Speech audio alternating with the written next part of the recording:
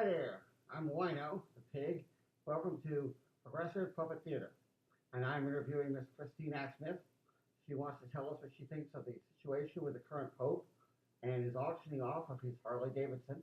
I was not aware that the Pope had a Harley Davidson. I didn't think the Pope was a biker, but apparently, according to Christine, he has auctioned off his cycle for an amazing $320,000, most of which he's going to give to the poor. Is this true?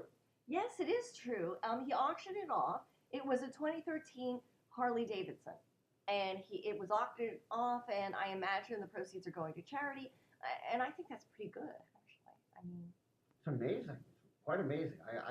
I wonder if he has a skateboard or a snowboard or what else he has. The old Pope. You know, that's right. If he has a Harley Davidson, then why wouldn't he have a snowboard? It's very odd. It's very odd. It's very interesting because all the other popes do is drive around in these massive motorcades. The other issue you wanted to discuss was the fact that the Pope is not interested in dressing like a drag queen with the red shoes.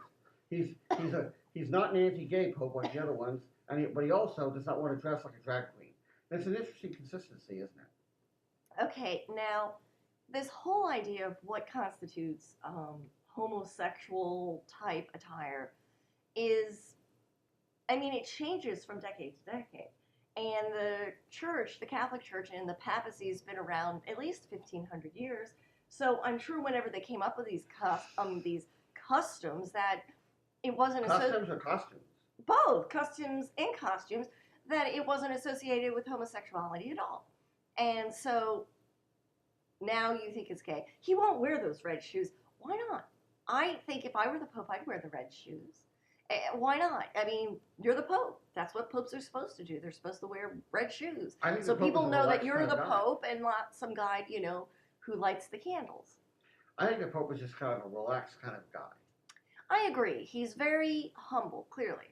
But then so was Jimmy Carter, and people really didn't like that. I mean, when it came down to it, they wanted a president in a limousine, not a president in a high-mileage vehicle. No. Jimmy's problem was he was an incompetent president.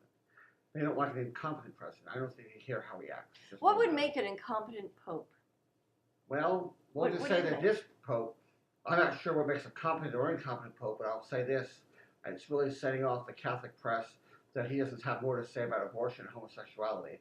Although, of course... Should those really be the leading issues of our time, considering everything that's happening in the world with poverty and starvation and revolution, people fighting over bread and... I need to make a point to you.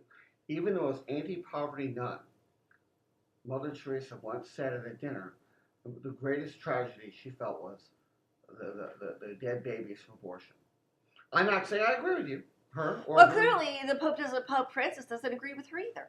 He thinks it's greater, not that he thinks it's less of, I'm not even going to speak for him, I don't know. I'm not even Catholic. I'm not even Christian. But my understanding is that he feels we really need to, they as an institution really need to focus on social issues that aren't those social issues, but instead poverty, the pitfalls of capitalism, and making sure everybody has enough to eat.